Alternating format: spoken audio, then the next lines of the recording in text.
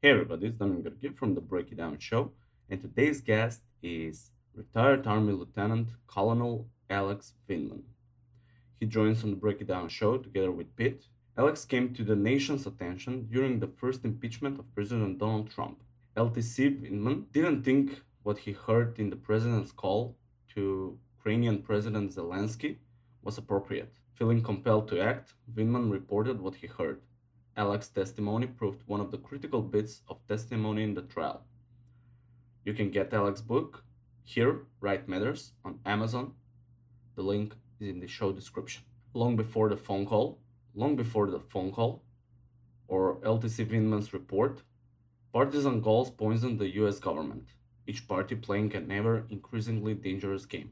When someone tries to do the right thing, ultimately sacrificing their career to stand up and identifying a wrong, does it matter if political parties control the truth? You already know what to do. Go to savethebrave.org and support our veterans tribe. Also, if you want to support the Break It Down Show, go to breakitdownshow.com and go to the PayPal link, put a little money in it. Also, you can find us on YouTube, where you can watch our live streams and some of the highlighted videos. All right, enough of me. Here comes Lieutenant Colonel Alex Vindman. Lions Rock Productions. This is Jay This Moore. is Greg Proops. This is Jordan Harbinger. This is Dexter from The Offspring. This is Nathan This is East. Sebastian Younger. This is Rick Marotta. This is Stuart Copeland. This is Mick Gillette. This is Andy Summers. Hey, this is Skunk Baxter. This is Gabby Reese. This is Rob Bell. Hey, this is John Leon Guerrero. Hey, and this is Pete A. Turner. This is Alex Vindman, and you're watching the Break It Down Show. And now, the Break It Down Show with John Leon Guerrero and Pete A. Turner. This is cool, man. I really appreciate you doing this. You certainly don't have to talk to media. You've had probably your fill in many ways of the media.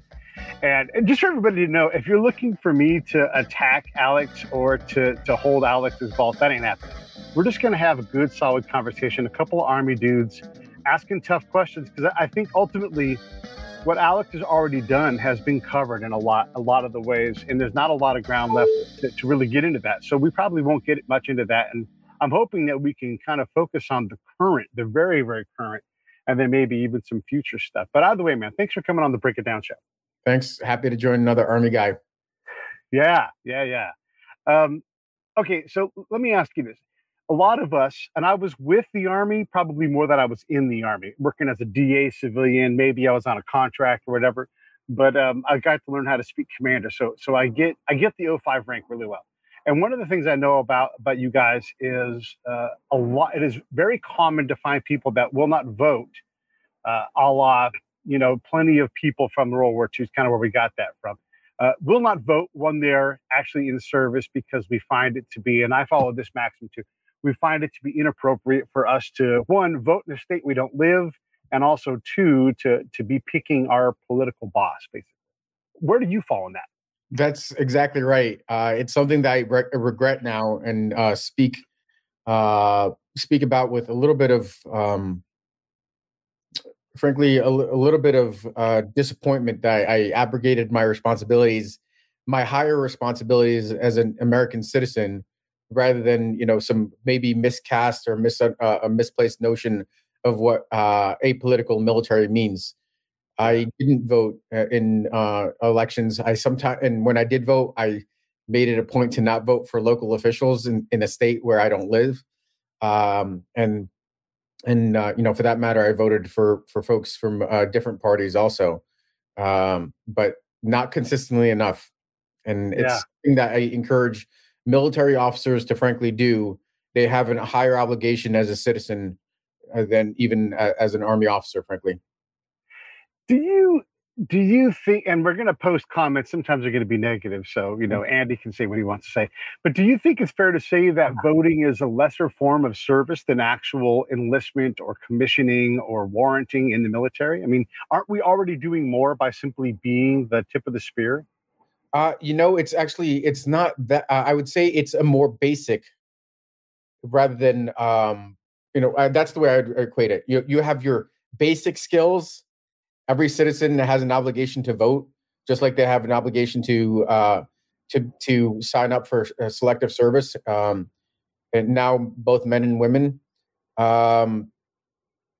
But that just because we take a higher obligation as military officers, service members, we make an oath to support and defend the Constitution against all enemies, foreign and domestic. Andy doesn't recognize it, but that's exactly what I did. The fact is that we still have our fundamental obligations. Okay. Yeah, and I think we can agree on this, and I don't think it's even a point of contention. Even if you choose to go by the martial type thing, where you say it's inappropriate for me to vote, I think we can say, you know what? I mean, that is a valid position for someone to be in. You're encouraging someone to stay even more civically active and to vote. And I guess, would you say vote your conscience as well, or have you moved more towards a party line as you've grown older? No, I think I've always voted my conscience, and I think more importantly, I don't know if that's an accurate representation. Marshall could say that because he was the head of the military. I don't think he would take that and discourage, service members, our officers, to vote. If you think about it in the context of like a couple million, 1.5 million service members, abrogating a responsibility to vote when they of all people have been putting their lives to a certain in a couple decades of war on the line, I don't think anybody would encourage the military not to vote. I think we do have a role to play, and in certain cases, I think it was interesting to see in this 2020 election how the military did vote. In fact, the military voted heavily in favor of Biden. And I think a lot of that was just a pure rejection of Donald Trump.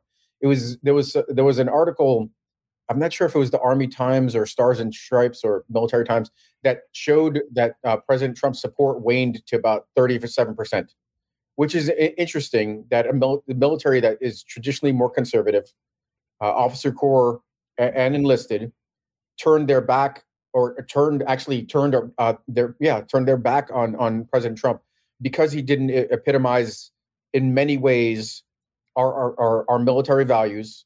He wasn't like, the John Wayne type. He says what he means and means what he says. He doesn't bully the weak or anything of that nature. He's courageous himself. That was not Donald Trump. Okay. That's my assessment.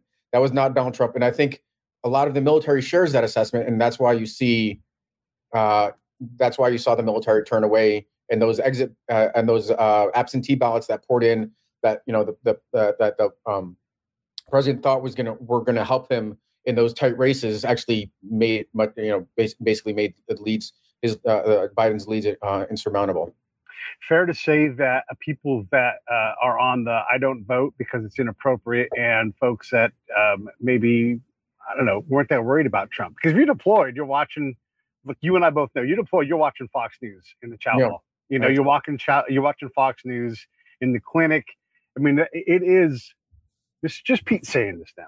It is the channel that the military puts on very commonly. It used to be CNN, but that's kind of gone away. So I can see a world where the military is obviously a mix of people, right? It's very diverse and everything. But the folks that are going to vote, the most likely to vote, are the folks that are trying to get Trump out of office. And I don't know that the military has turned to the left or the right. I don't think so either. Okay. Yeah. I don't think they have turned to the left or to the right. I think they voted their conscience on that president. I think the military still tends to be, because it resembles where people come from. It still tends to run a little bit more conservative. Fair enough. Yeah, fair enough. And institutions often are, this is an old institution. We have stuff that I read about and I'm like, oh crap, we still do that. It's not just a blue book of manual of arms and drills and everything. All right. So here's one of the things I want to ask you. As a fellow military guy and someone who fancies himself a bit of a foreign policy guy, you're often styled as an expert on the Ukraine. You're born there and everything else. Would you say, and I'm asking in a fair way, would you say you're an expert? No. Okay. I would say, it's interesting that we it's always hard to take on this mantle of expert or something of that nature, because there's an element of a hubris of the lack of humility that just is very, very, very uncomfortable. In fact, actually, my background was not Ukraine. Ukraine was a fluke. Ukraine was like a turn of fate. The reason I covered Ukraine for the National Security Council is because there was a shortfall, and I spoke Ukrainian. And the reason I spoke Ukrainian is because in the Defense Language Institute, when I was going through my foreign area training pipeline, I already spoke Russian. So they took an opportunity to train me in another language. So I had 8 months of Ukrainian, and I served in Ukraine for about a year, 2009 to 2010. And the national, just like any other government, institution, if there's a vacancy, they'll look around and say, okay, maybe this is good enough. But my background is actually core on Russia. And I authored the most important documents on why Russia is a threat. Frankly, in certain ways, my argument is that Russia is a bigger threat in the short term than even China, which you could ask me about that one later, because there's a logic behind it. And I joined the National Security Council because I authored the key documents for the Department of Defense on why Russia is the biggest challenge. What we need to do to face Russia is the National Military Strategy, Russia Annex, and then the Global Campaign Plan that operationalized the strategy. I authored those documents. I was the first one to do something of that nature. And that's why I came to the attention of the National Security Council and joined as the director for Russia. And then they would have it because I studied Ukrainian, and there was a vacancy, I stepped in to do that too. Yeah, fair enough. And as a colonel, you got a lot of things going on. In addition to your ability to write papers, everything else, you're potentially leading service members, which means you're also mentoring fellow officers. You also have to serve on staff for other people and learn their style of leadership. And there's a lot that an officer does as they climb through the ranks. Is that true for FAOs, foreign area officers, or are you more kind of tracked outside of that? It's a combination. Certainly my first decade was as an infantry officer working in, I had the fortune to start out in Korea, where basically it was laser focused on training your platoon at the time. And there were not a lot of distractions. I served as a company commander, served in Iraq, and then after that, that's when I transitioned to foreign area officer, which is a pretty competitive career field. And the typical you pick up a language if you don't have one already. I picked up a second one. You go to graduate school. I went to Harvard for graduate school. I lived and studied the region for a year. The Army gave me a healthy budget to basically travel from one end of Russia to the other. While I was living in Ukraine, working out of the embassy, understanding what the defense enterprises were, perfecting language skills, understand the geopolitical issues around Russia, Eurasia. I even traveled to China, I traveled to Turkey, traveled to Poland to understand the regional impacts. And then I went to my first assignment out the door was going to Moscow, where I worked as an attaché for 3 years. And this was the big leagues. This is like the World Series, if anything. Okay. I stayed in as my first assignment as a foreign area officer. You wear you don't wear fatigues. You don't wear your OCPs. You wear your dress uniform to formal occasions, and otherwise you're there in a business suit. You're blending in. You're just one of the other government officials there.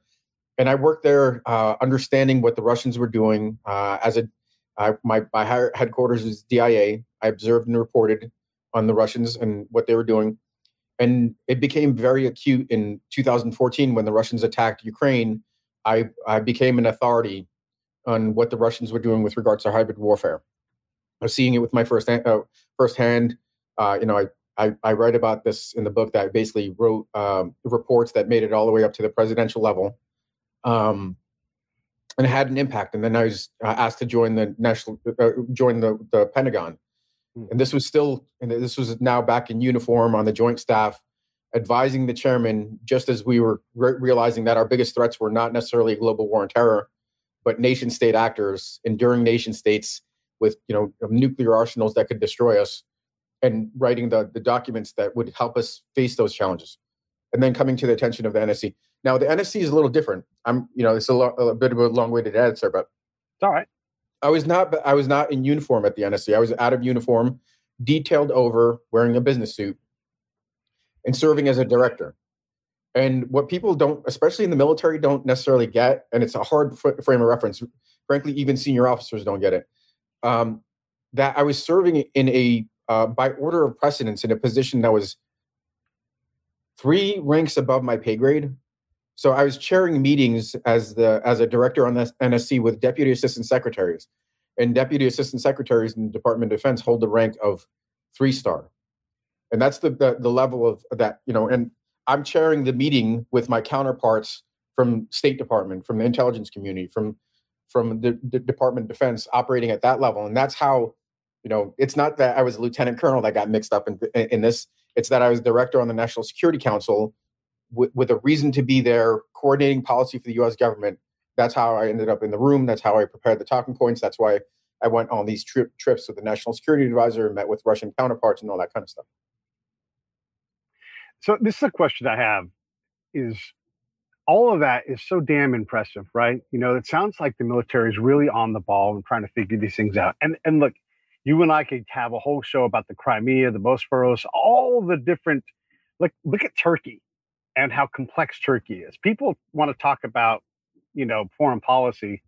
Just in this circle, which is not a very big circle, you got a lot of complexity, and then how do you partner with Finland and Russia at the same time? You have I always talk about this. A piece of Russia is west of Latvia and Lithuania, Kaliningrad. And that freaks people out. So there's all this complexity in there and everything. Why are we so bad at foreign policy? Why are we just so damn bad at it, man? And listen, this is not a political statement. When I heard Kamala Harris's VP debate statement about foreign policy, I'm like, you have no earthly clue. You're talking about running an HOA. And this is not political. It's just a fact. Her answer was a completely ignorant answer, right? We can't have people like that. Why are we so bad at foreign policy, man? I think a part of it is that I think there may be a bigger symptom of the fact that we don't value expertise the way we used to. Okay. And there's a guy named Tom Nichols. He's at the Navy War College that writes about it, the death of expertise. And everybody could kind of Google something and become an expert of sorts. But that's maybe at the broader level. I think at the national security level, we have both a short attention span because we're driven by what's in the news cycle. We're driven by crisis management, and we're driven by elections that allow us to stay maybe focused for a couple of years, 4 years at best. Yeah. And we're distracted by those things that are going to be impactful for elections, rather than things that are actually important for our national security, relationships that might transcend decades and administrations. There was a famous, the folks in the Air Force would recognize it. There's a Vandenberg, a famous senator, that talked about politics ending at the nation's shores. Unfortunately, that's not the case anymore. It's certainly more so the case than domestic politics, but internationally, there are touchstone issues right now. Whereas Ukraine enjoyed bipartisan support from both the Republicans and Democrats because there was a recognition of the national security importance of Ukraine. Ukraine ended up getting a fair bit of support. Now that's jeopardized by the fact that Ukraine is politicized. It's implicated in the scandal, and based on some just crazy conspiracy theories about the Ukrainian election interference as opposed to Russian election interference, which of course there was no such thing. It was the Russians interfered in 2016 elections. So there's a whole host. What I laid out is systemic shortfalls that are driven by domestic politics and the polarization of the moment. All of these coming together to really impact how effectively we're able to manage foreign policy, and we're not. There was probably only a few periods of time where we were particularly effective. I'd say as an alliance in World War II, consolidating democracies and the West to face the rise of communism in the Cold War, and maybe I think that was about it. After that, we didn't have the kinds of threats that focused our attention. I mean, maybe some of those are emerging now, and they were both domestic and external. China, Russia, the rise of authoritarian powers, and the fact that democracies on the decline, and then our domestic internal issues, which are not. Yes, there are adversaries that are finding areas to exploit. They're finding seams, but there are seams that exist. There are seams that are tied to the fact that fairly fringe elements that were isolated in pockets across the country are now able to find themselves and really kind of have a much louder voice than the vast majority of the moderate population. And these are just things that we haven't quite dealt with. We haven't dealt with the disruption of social media domestically, or the fact that polarization, disinformation could find purchase in communities that have deep grievances about the way this country is changing, and the fact that demographics are changing, and the U.S. Relative role in the world is declining. I mean, these are enormously complex issues that have domestic and foreign implications. I want to point to everybody to your book, Here Right Matters. This is a quote from your testimony during the impeachment, and you can get that book on Amazon at the link provided. You can go into the show notes, the link will be there, or just go to Amazon and type in Alex Vindman, or wherever you want to go find Alex's book, it'll be available. So I want to get into foreign policy for a minute, but I also have some other questions. I guess let's stick on foreign policy for a second. When you look at Russia, Ukraine, all of the Caucasus region, these are areas that are either past or on the brink of instability, right? The Crimea situation. And being as nice as I can say the Crimea situation, I'm not trying not to take a side. We have the Black Sea, we have access to oil. All of these things are really complex. How much do we need to be involved in this? Yeah. It's interesting. We can't be involved everywhere all at once. We don't have the resources to do that. I kind of have a formula that I like to apply. I like to apply this, or the amount of resources we have, the interests we have in the country, and the risks we have with regards to applying our resources. Like, let's say, there's a case to be made that applying resources in a place like Central Asia that's remote, that's much closer to home to Russia, we might not be able to achieve our objectives. But there are places in the world that are absolutely critical. And frankly, Ukraine is one of them. What people don't necessarily realize is there's a famous quote by a former national security advisor that goes something like, it should not be underestimated that Russia, absent Ukraine, ceases to become an empire. But Russia, with Ukraine subordinated and suborned, automatically becomes an empire. That's Zbigniew Brzezinski. And the point is that Russia, with Ukraine internally incorporated, automatically becomes a much more potent adversary. So if we keep Ukraine out of Russia's hands, we make our life easier. If we actually make Ukraine a success, a prosperous nation, it draws Russia away from its tyrannical, authoritarian tendencies. Because you can't have a country. Imagine, and there are precedents for this, by the way. You have a country that's referred to as Malorossiya, Little Russia, on your border, has a population of somewhere close to 50 million.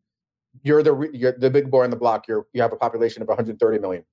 If that country of 50 million is successful, prosperous, democratic, what happens to the population in Russia?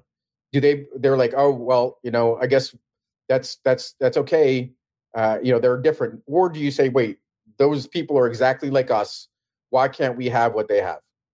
And that's the kind of the very simplified version of why Ukraine is so critically important to the U.S., because it could really, over the long term, alleviate the challenges we have with Russia. I just see some folks scrolling across the bottom of the screen talking about who makes policy and chain of command and all that stuff. I think it's important to recognize that what you have, the president cannot be involved in every decision. There are too many decisions for the president to have.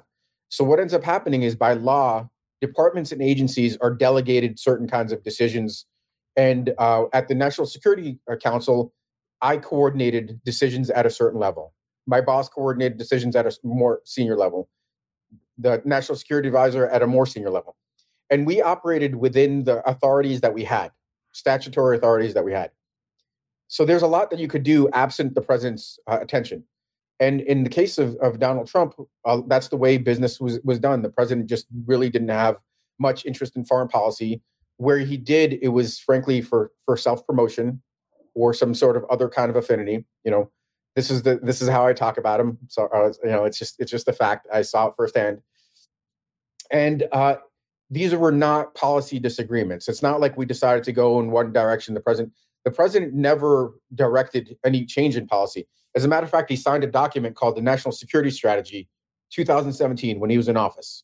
And that laid out a series of things that he expected the national security apparatus, departments and agencies to do. We were working on his guidance.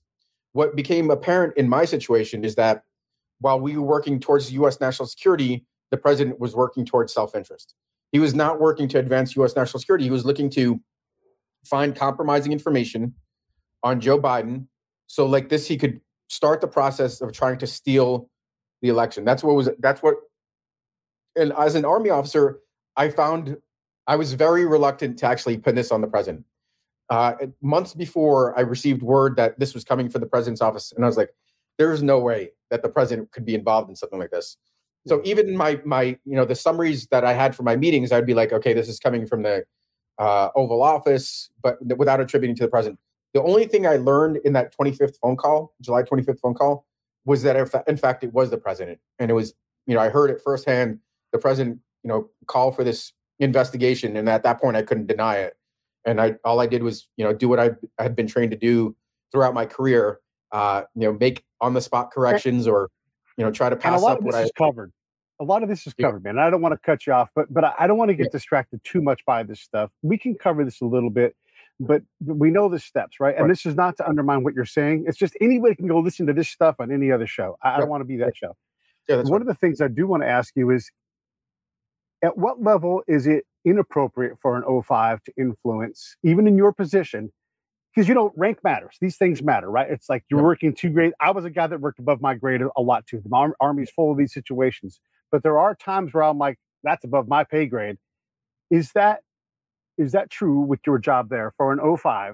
Were you working at a level where you had to have someone make sure they checked your work? Not that you weren't capable, but that someone else's ass is on the line. Well, I think that's right. I mean, we, in the military and in the NSC, it's still a hierarchical process, right? So that's what I did was I basically reported up within the chain of command, within closed door classified channels, my concerns to the right authorities, the legal shop that had some sort of oversight role. Legal wasn't habitually part of the NSC. It only actually joined the NSC after the Tower Commission reports and after the Iran-Contra scandal, because Congress indicated that there needed to be some oversight.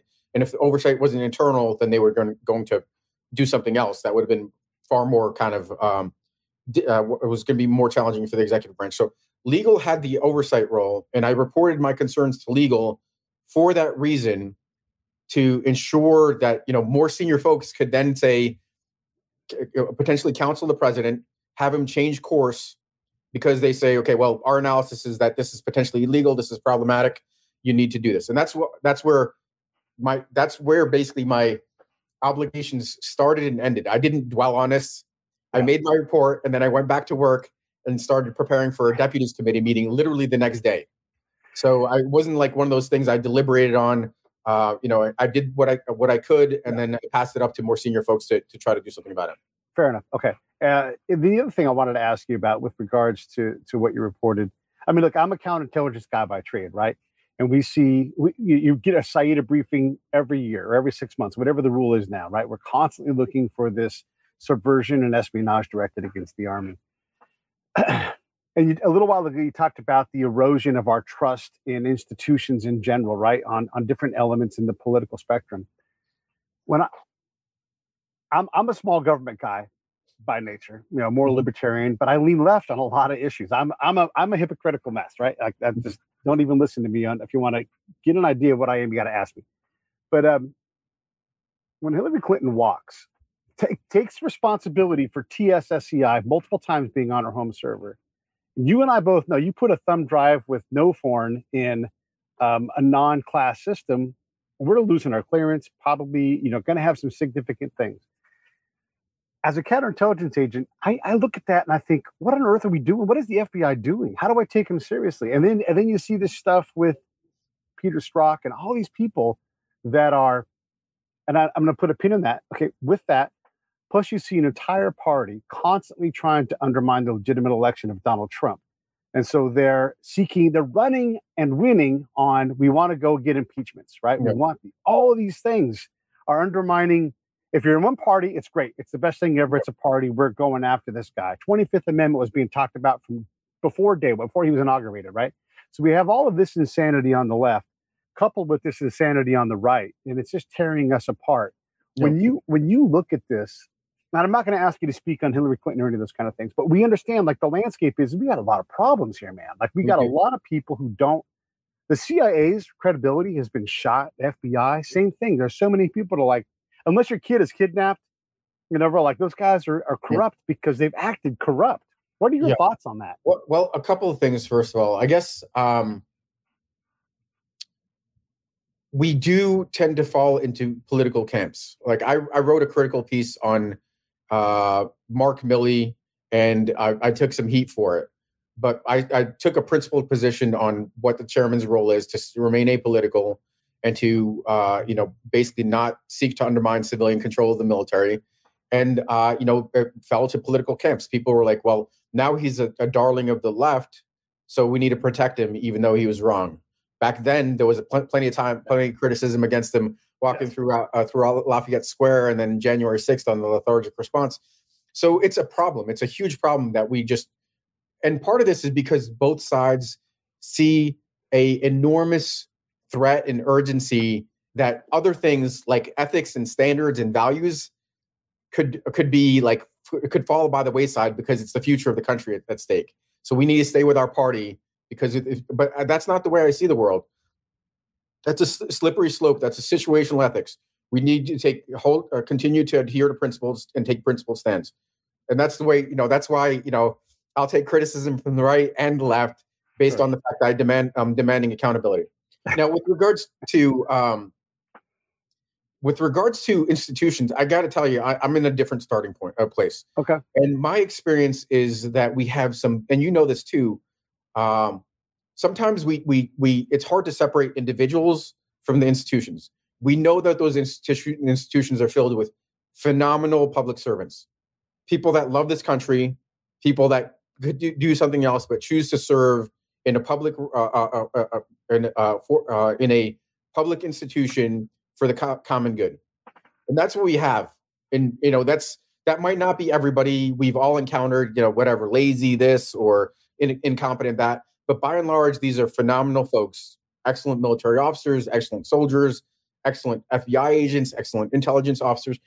What we have an issue with right now is somehow we disaggregate all those people that constitute the organization from the institution and all the negativity surrounding it. And I think that logical disconnect is troubling to me, because we know the people that populate the institution are great, but somehow we think that the institutions themselves are bad. That's strange. What I think there is it's hard to separate propaganda and disinformation from reality. And none of these things are quite as complex, as simple as the sound bites that we've now fallen into with regards to email servers or kind of deep state CIA agents or FBI. I don't think that's actually. I don't think those are entirely right. I mean, I haven't spent a huge amount. I'm a foreign policy guy. I haven't spent an enormous amount of time looking at these, but I could tell you, in 2016, the Russians very much attempted to undermine our elections, and that there was an enormous amount of evidence to suggest that there was, at minimum, a convergence of interest between Trump campaign folks and the Russians, and that could very well amount to collusion. I think, frankly, we have a long report on this, a Mueller report, that indicates that there was at minimum convergence, and there potentially was collusion. So that's different than the rhetoric that you might hear from far right media, the rhetoric you could hear from entertainment shows and stuff like that on Fox. And it's really just at this point, it's nearly impossible unless you're spending an enormous amount of time looking at these issues to figure out what's true and what's not true. Yeah. I'm not sure how much of it is how much are Hillary Clinton's email server, shenanigans relevant in 2021. Maybe they were relevant in 2016, but that contest was decided. Trump won that contest. I think, frankly, he won that contest even with Russian support. He probably won it on his own. That's the way I talk about it. And this isn't about Hillary Clinton and Bill Clinton, but on June 27th, when Bill Clinton is on Loretta Lynch's airplane, the day that his wife is being deposed, her campaign never recovered from that moment. That was like a point, and it dropped significantly. I remember that. And it's just like, and these are the things that I think undermine or prove to someone who's on the fence. And again, this is not right, not left, but these are the things that happen. It's a data point that potentially substantiates, your preconceived notions. And I think, I'm sure that poor guy gets crushed by Hillary Clinton on a regular basis for that major error in judgment and having that conversation. I mean, that could have changed a lot potentially. But even so, I still think that Donald Trump tapped into something. He tapped into a kind of grievance in the United States. But he did two things. One, he tapped into a grievance amongst the population and consolidated a base. And at the same other side, on the other side of the equation, there was an apathy and a complacency around Hillary Clinton. She just didn't excite people. So those two things allowed Trump, in my view, to potentially take 2016. In 2020, though, I mean, the left was mobilized in an unprecedented way, and by sheer numbers, 81 million votes for Joe Biden. That's a crushing victory. And a crushing defeat for Donald Trump. So that's hard to argue, though. Let's all be clear here. One, Donald Trump, whatever good he did, does not equal the self-harm he caused to his own campaign, and on purpose. Like, you're the president, your job's already hard. Stop purposefully picking fights you don't have to fight that you can't win anyhow. Whether or not Joe Biden, the election is compromised. We have to say that, right? We have to be honest and say that Joe Biden's election is compromised because of all of the shenanigans there too. However, Joe Biden got a crap load of votes. I don't know if I agree. And I guess how is it compromised? Well, I'm just saying, based upon the fact that there's tens of millions of people that are like, what happened here? You mean it's compromised as in people just don't believe in the credibility? Right. No, I think that's right. That's a troubling. It is. It's a big problem. And look, if you and I were going to go out and we were going to count votes, let's say I'll play the Republican, you'll play the Democrat. And I'm not assigning us parties. I want to play the Republican. Okay, you play the Republican, I'll be the Democrat.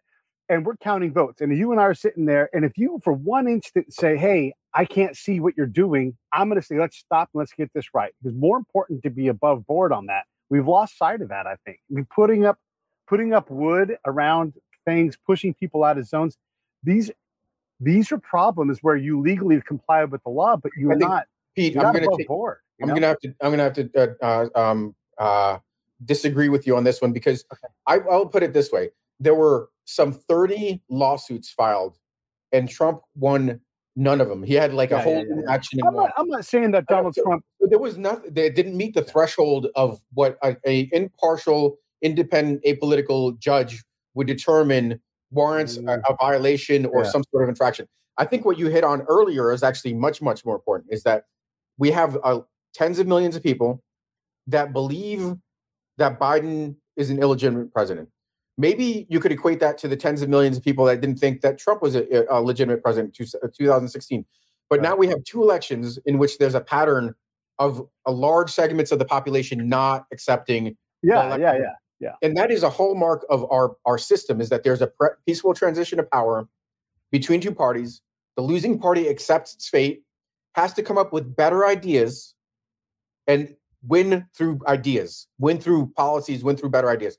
And right now, we don't have to do that. We're going into a world where You could just not come up with anything good. You could have no platform going into 2020 election the way Donald Trump was, and that you're electing a personality, not an idea, not a series of ideas, because coming out of the Republican National Committee, there was no platform for the Republican Party. Yeah. So I think this is just troubling. We want to make our politicians, elected officials, work really, really hard to get our votes. And right now they're being lazy and they're getting away with just saying nonsensical stuff. I agree. And let me hammer the Republicans for a minute. Senators, Jordan, Graham, fill in the blank, McConnell, get off your ass and do something, right? And let me take us back to the foreign policy side, because I'm really curious to hear your thoughts. Because you said in the thing I was reading, I think it was your interview when you sat with Arnold, you guys did a bit of a panel, that you're laser focused on accountability. Here's the thing that's troubling to me. And for all of the problems of the Trump administration, I was never terribly embarrassed by all of it. It's Donald Trump. He's kind of a walking embarrassment. But our behavior, our decision-making on the withdrawal from Afghanistan, and all of how many times did the Secretary of Defense or the CENTCOM commander say, we've turned the corner, right? Oh my gosh. I'm right there with you, brother. Why is nobody fired over this? And we have Miley now, first off, undermining a president and talking to China about big problems with this, right? How do you trust all these things? Yeah. And I'm not picking sides here, but we have all of these problems. Secretary Austin has failed twice now to withdraw his forces from a place without causing havoc and chaos and eruption. Milken, same thing. Joe Biden, same thing. Joe Biden walked into Iraq and said, I have to improve this deal. Failed to do it, managed to piss off Maliki in the process and empowered Iran. And he's like, well, this is the greatest deal ever, right? So and this is not Democrats. This is our foreign policy being played out. We have people that have failed dramatically. And you and I both know that the ability for terrorism to grow out of Afghanistan is exponentially worse now. Well, this is one of the reasons that not having two viable, serious parties. We agree. Is a problem, because under normal circumstances, right, you would have the Republican Party savage. You agree with him or not? And frankly, I kind of agree with the withdrawal from Afghanistan, while being highly critical about the way it was executed. But agree with him or not, you could have a Republican Party right now on the merits be highly critical of Joe Biden and say this was a failure. Right. But the problem is that nobody cares about that, because that's overseas. That's the foreign. That's credibility with our allies and partners, extremely important. But we have much more bigger fish to fry domestically, which is the future of this country. So you have the left continuing to stay rock solid behind them, and the right, who's maybe even somewhat valid criticism, gets set aside because there's a bigger fear about the resurgence of Trump and or the rise of Trumpism. That's one of the biggest dangers, that we now could fall into a space where we have a Democratic Party that consistently wins elections. I'm not saying it's going to, but could consistently win elections. No, I hear you. It's unchecked because there are not ideas that are credible that are taken seriously from the right. This is so true. It was true about the left. You had all these years, this horrible candidate, and the person you picked to run is Joe Biden. Not because he had the ideas, but they thought he could win. Tulsi Gabbard, I don't agree with her on a lot of things. I don't agree with most presidents on a lot of things.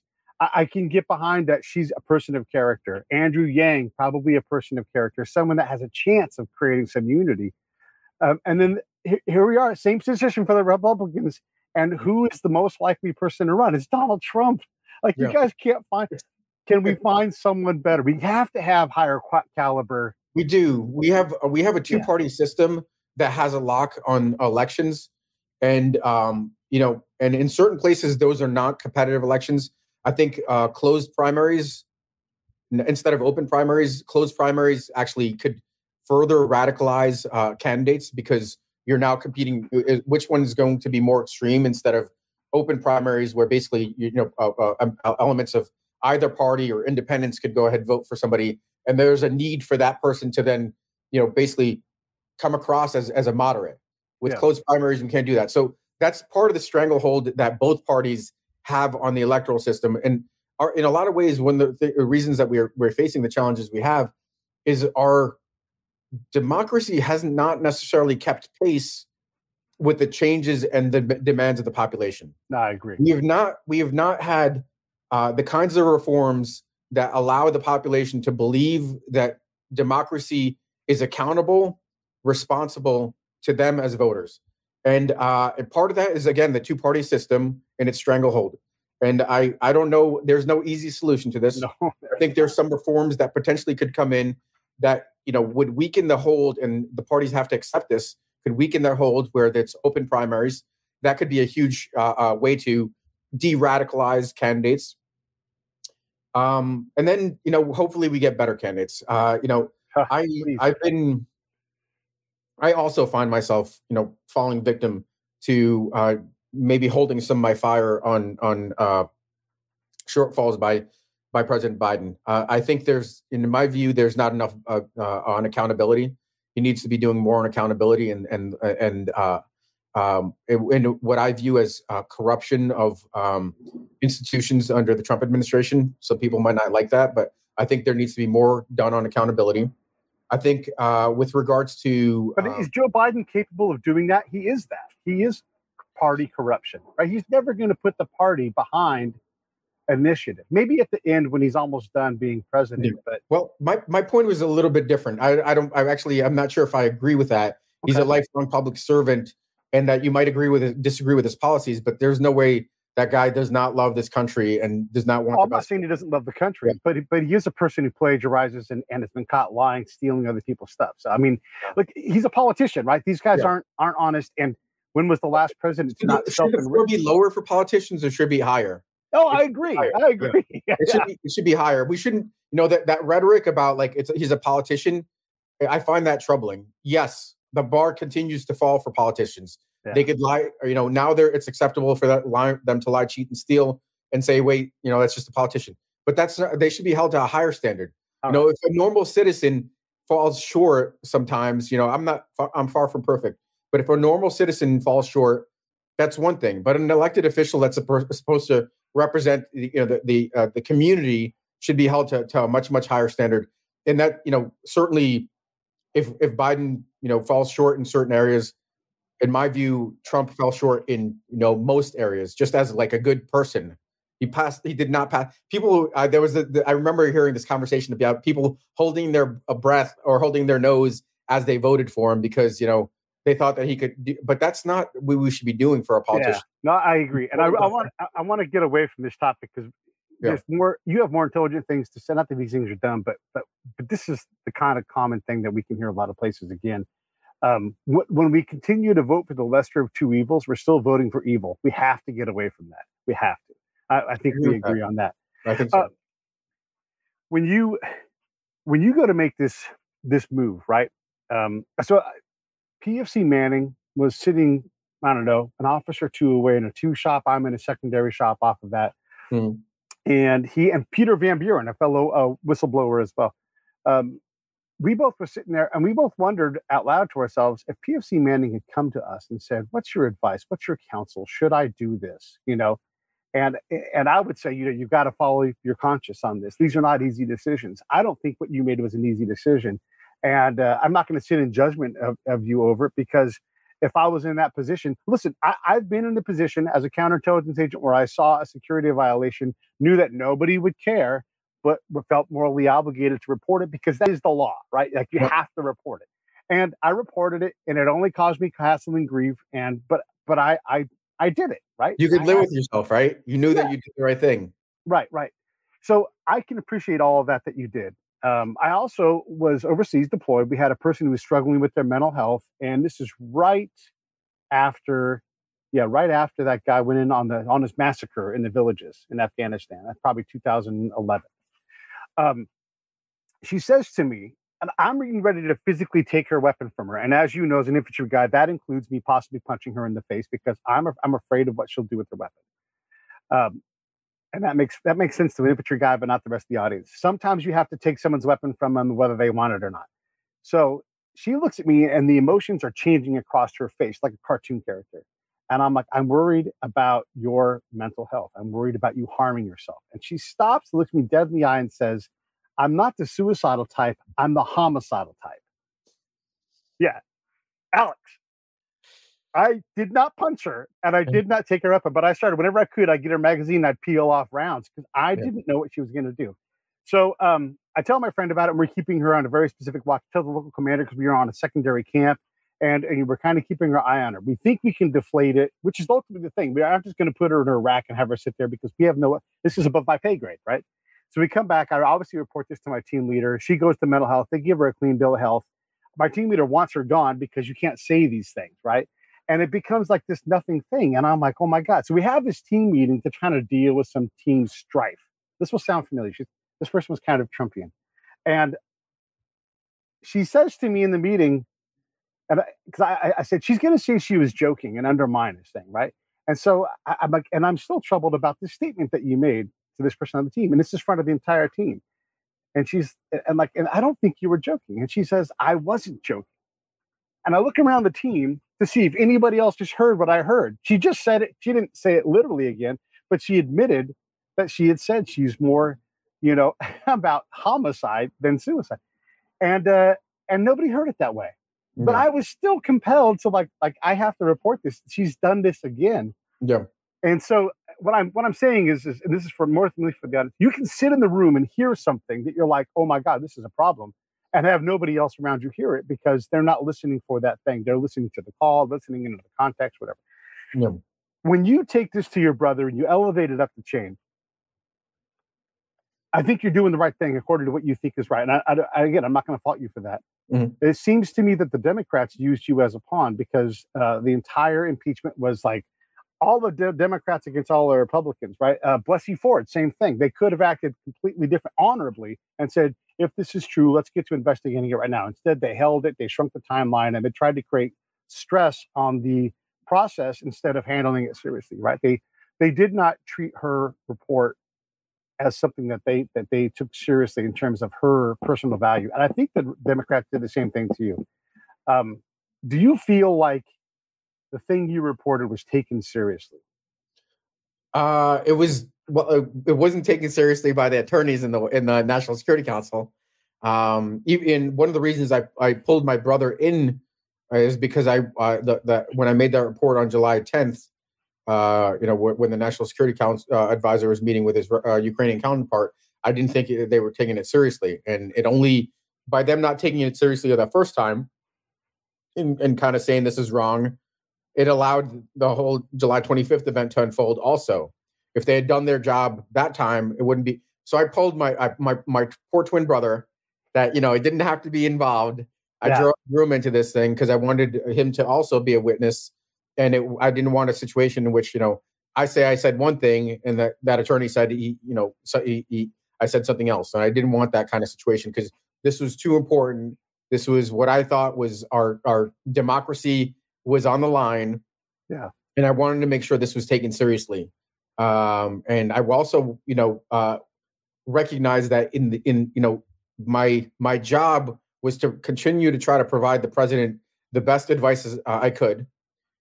And that was by passing the consensus views of the entire agency, which I ended up doing all the way to the deputies level and saying, this is what we should be doing. This is what advances U.S. national security interests. And that includes unfreezing, security assistance and having closer ties with Ukraine and so forth. If it wasn't taken seriously by the White House, it seemed to be taken seriously elsewhere.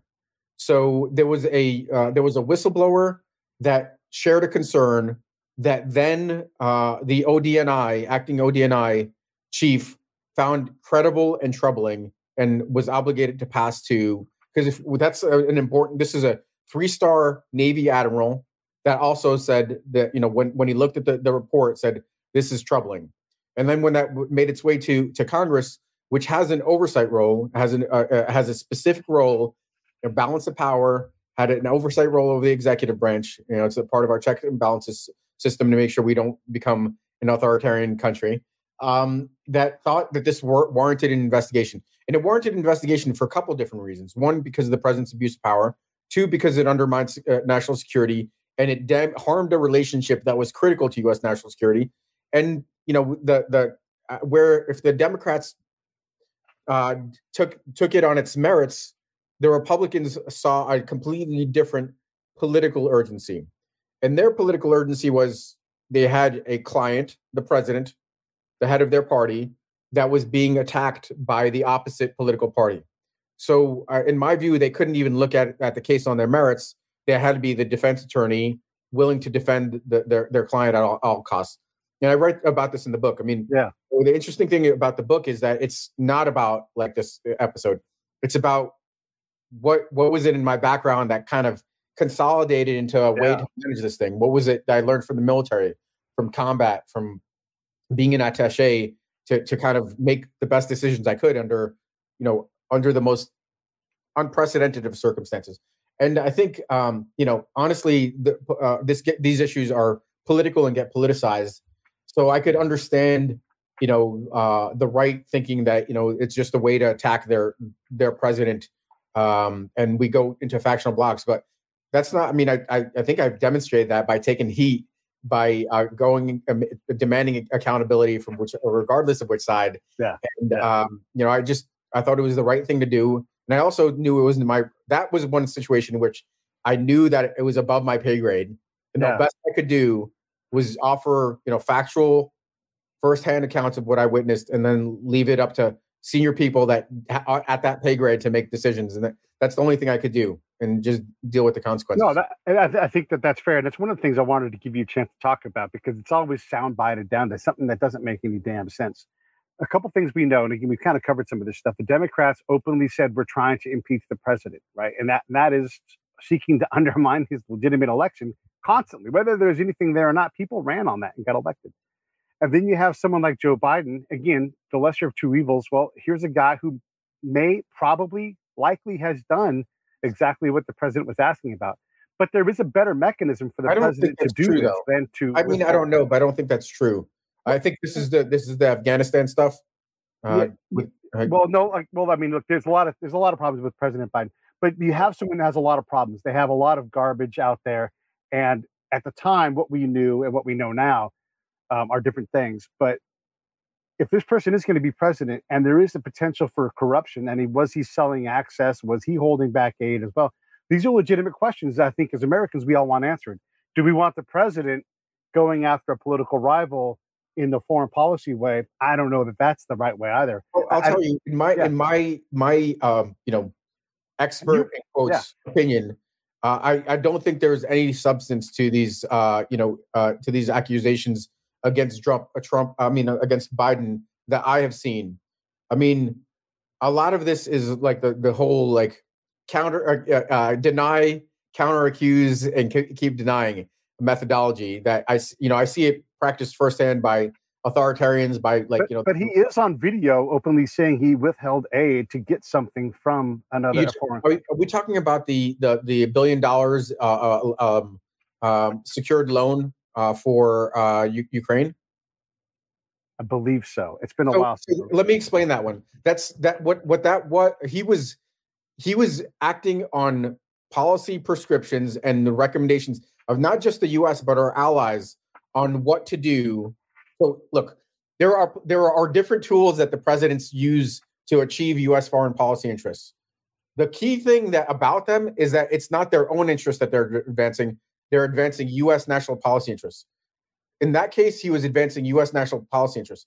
The difference between him and Trump fundamentally was that Trump was attempting to advance not foreign policy interests, he's actually harming him. No, I get what you're saying. His own. Yeah.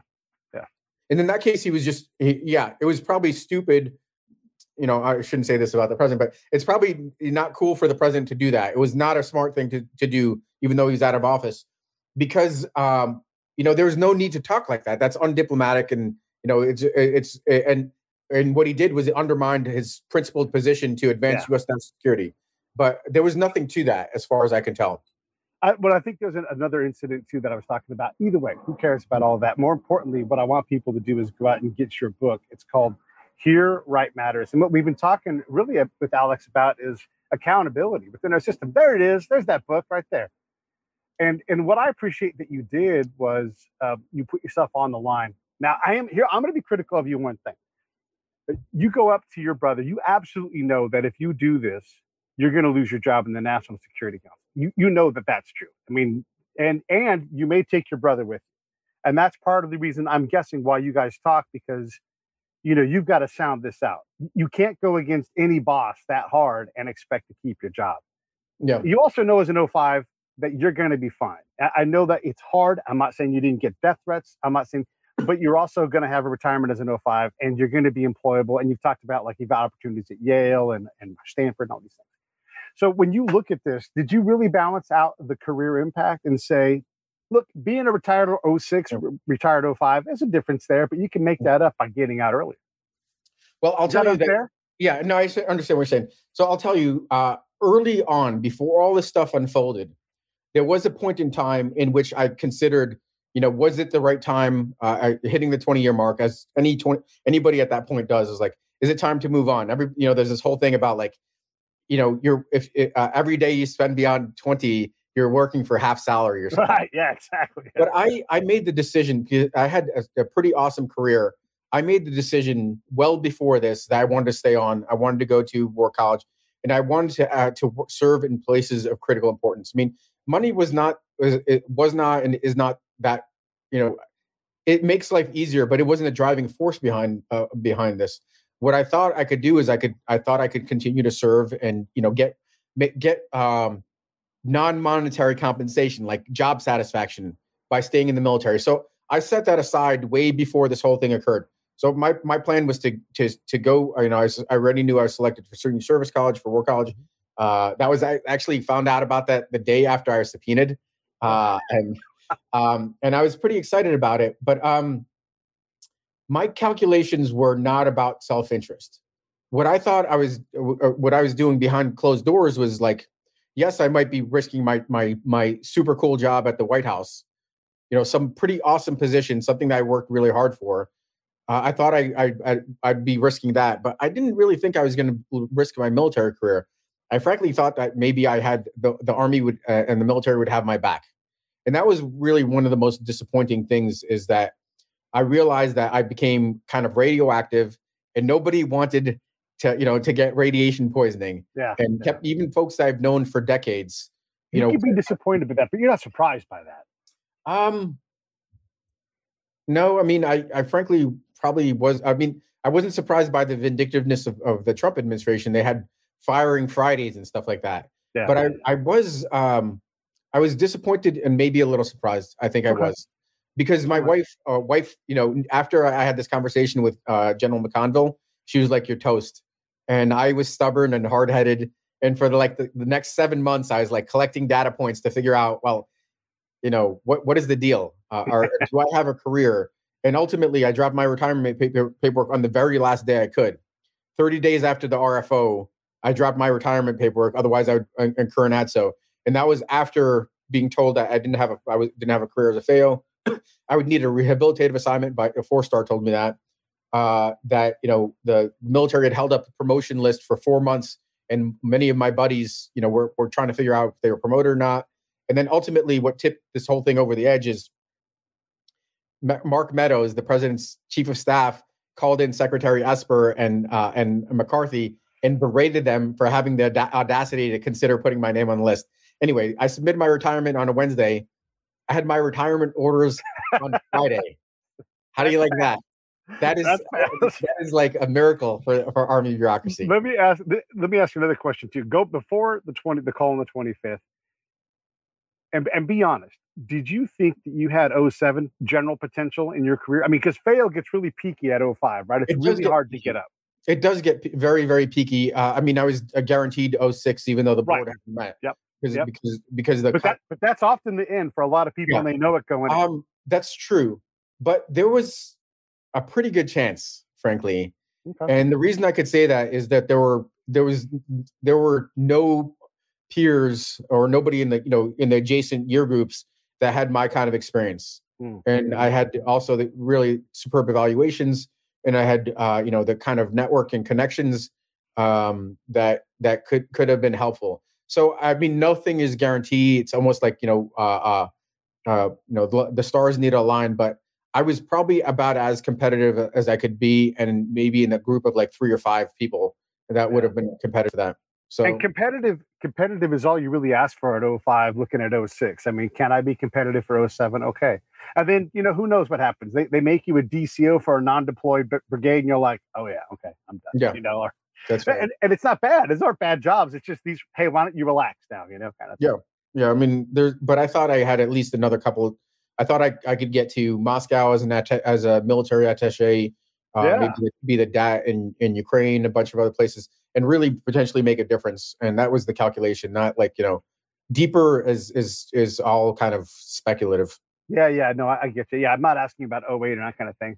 But I appreciate your candor on that because, that's stuff that somebody who's not in the military at a high level doesn't understand, that there is a calculus to all this stuff. And you do look at what you're risking. And it does suck to have to go through all that. Peter Van Buren's career was destroyed by a crappy State Department, that tried to come after him. And oddly enough, the ACLU stepped in to save his butt and get him his retirement. So thanks for what you did, man. I know that's not easy to do.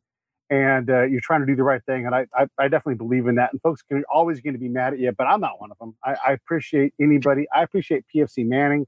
I appreciate what Edward Snowden did. These important things have to happen. Well, listen, I'm not validating it. No, I'm checking. Pete, I appreciate, frankly, I have not had many opportunities to talk to folks that disagree with me. And I appreciate the opportunity to talk to folks. And, I don't think I changed probably any minds, but at least they have a little bit more context, and they're not hearing like somebody else's thoughts on me. They could hear my own words or something like that. Yeah. Well, and hopefully I asked you some new questions. Anything else you want to say in closing besides go buy this fantastic book called Here, Right Matters? There it is in the links. It'll be on the podcast side as well. Anything else you want to say in closing it off?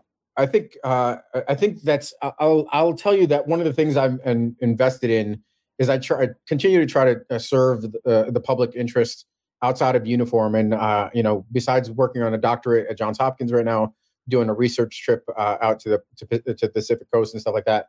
I also joined the board of something called the Renew Democracy Initiative. And we're really looking for solutions to, make our country stronger, make our democracy stronger, make it more resilient, make it more competitive. And, that's something that I hope even people, the detractors that don't agree with me, all kind of share our love of country. They just see a different threats, and the only thing I would ask is think about what could make this country stronger, and that's not dividing this country. That's figuring out ways that we could bring this country together. And I think there is a way to do that for the vast majority of the country. There'll be some fringe elements on both sides, but there's a way to bring this country together and make it stronger and more competitive moving forward. RDI, check out RDI. Yeah, that worked. I mistyped it. I'm going to try to fix it right now while we're talking. That's what I get for going too fast, man. Yep. RDI.org. Here it is. And yeah, I appreciate it. And I love that you're trying to do that. And that speaks more to your character and your honesty than anything else, is the continued fight to try to find the right way to do it. I'm big on, neither Joe Biden or Donald Trump are good statesmen because they lack one of the three key things, and that's consensus building. They don't build consensus. They build the opposite of that, right? They polarize. And so we have to get away from party first. We have to get away from not representing. Talk about a democracy. How many people are not represented at all in this country because they're not part of a party, or because the other party is permanently in power? That's not part of what democracy is. I don't know how to fix that, but we have to have these conversations, and I appreciate you doing it.